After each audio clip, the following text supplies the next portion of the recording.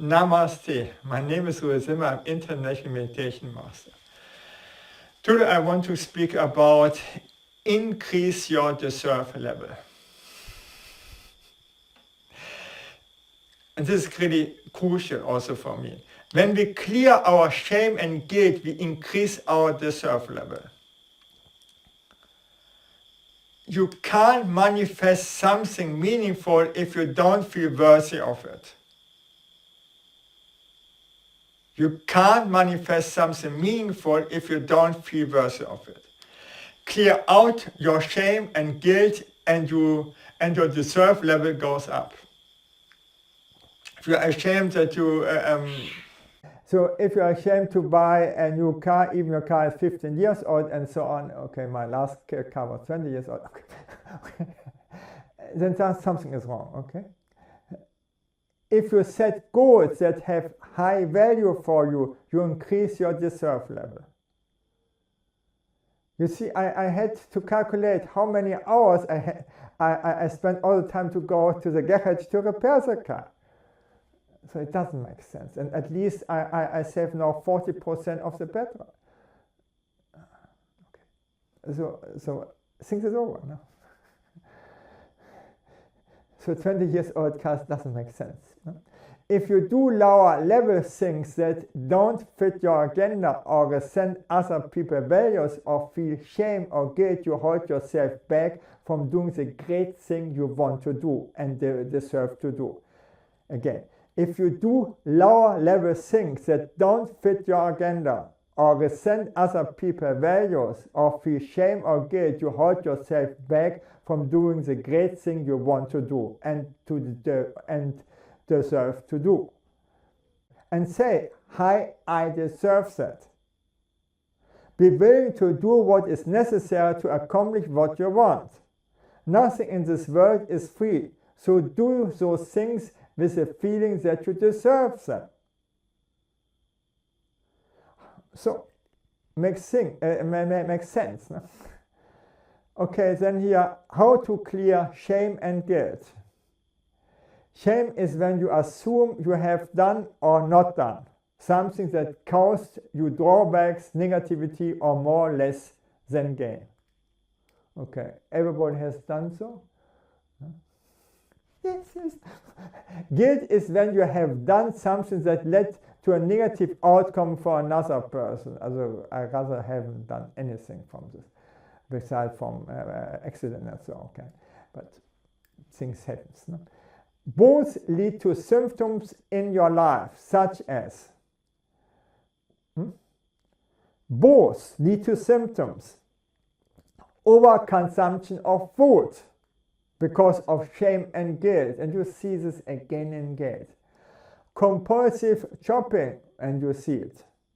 Then altruistic actions to sacrifice something for others just to feel better about yourself. Yes, so to give is easy for me, but to take something or to buy something for me, my God.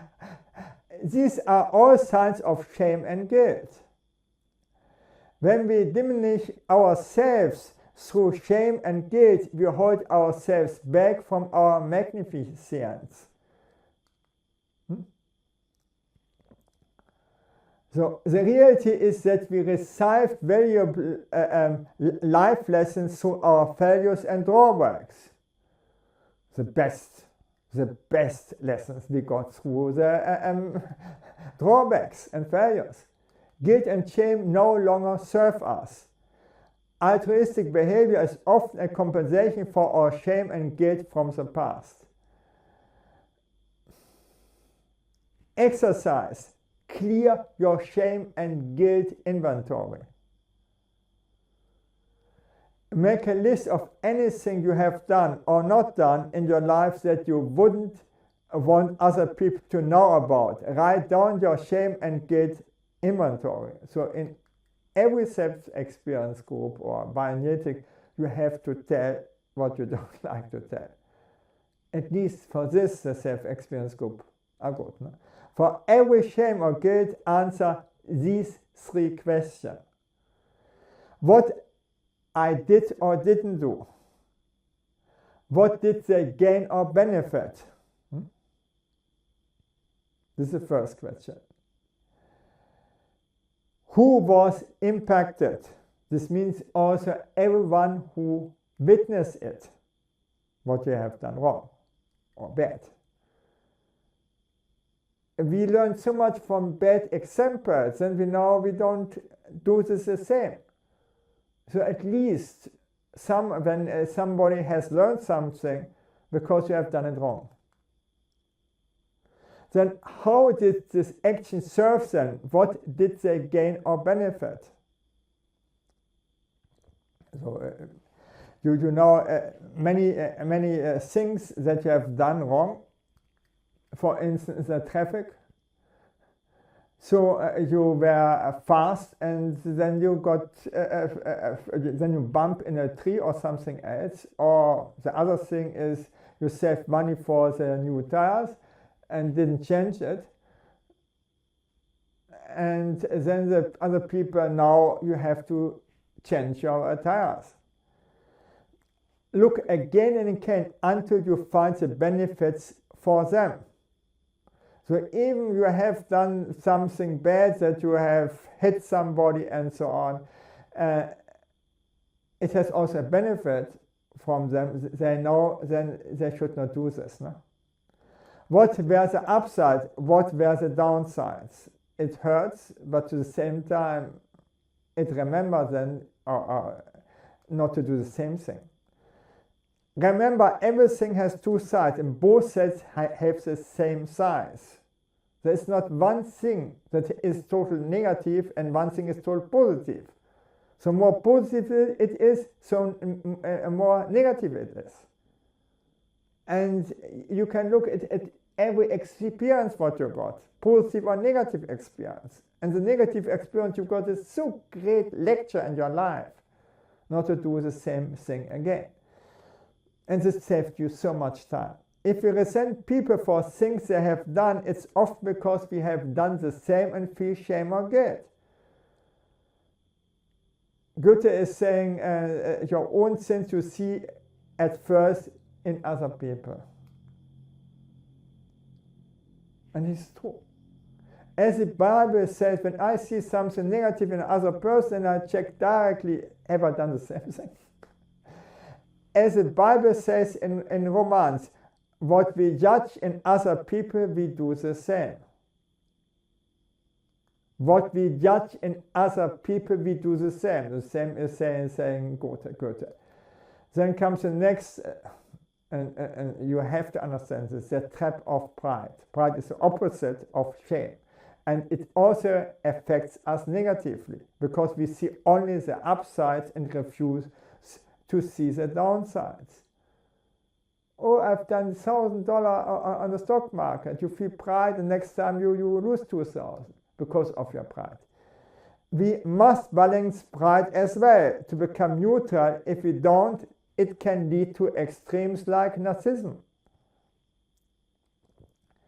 When we minimize or exaggerate ourselves, it harms us. If you are infatuated with something, you don't want to see the downsides. If you resent something consciously, you don't want to see the upsides in the unconsciousness. This also weakens our immune system.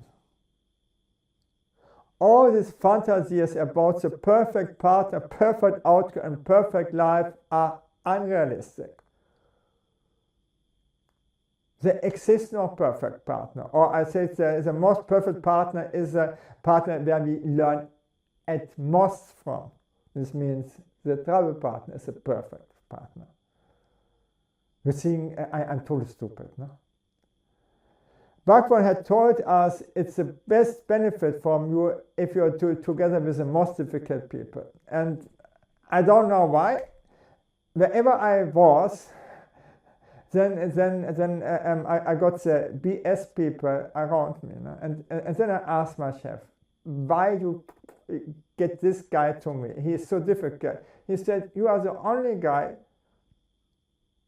who can manage to be with such guy together. In the ashram, I was together with the suicide candidates, and then I asked again, I don't want to care all the time for the suicide candidates. And they said, we don't have any other person. Until you see and experience both sides, you don't live a balanced life. So with difficult people, you learn at most. Otherwise, you live with until you see and experience both sides, you don't live a balanced life. So this is 1, 2, 3. Otherwise, you live with a false expectation that you must always be good, always kind. Forget all that BS you read on Facebook written by idiots that is 100% hypocrisy. You should be all the time confident. You should smile all the time. We are human beings. Oh, I can shout also. I can also smile. But it has to fit the situation. Shouting is necessary that the person get attention. Okay? And if I be soft and very slowly, nobody hears me. The same BS is preached by the Dalai Lama, yet in his monastery they beat children. You live in his monasteries. Oh, and they live the opposite. The Dalai Lama says anger is bad, but he doesn't understand. He only repeats learned doctrines that are wrong. I use my anger to be productive. I'm happy when I'm angry, because so many things I don't like to do. I'm too lazy to pull out the weeds in the garden, to cut the trees and so on. I need anger for this. Otherwise I cannot do it. It is a great a force. Now I can do the things I don't like. Without anger I cannot do that. True perfection. The perfection of yourself includes everything. All emotions, all upsides and downsides, all failures and success is all a part of yourself. And from the failures you have much more than from the success. And that's even the most successful people telling that. When you embrace all of it, you become balanced. And then you feel gratitude for everything that happened to you. Liberate yourself from guilt and shame. And fail as often as possible. Failure is much better than success. And I read all the time the quotes, and this comes again and again from the most intelligent people. It's the best lecture that we can have. And nobody has failed more than me. Okay. Thank you that I could speak about this, and bye.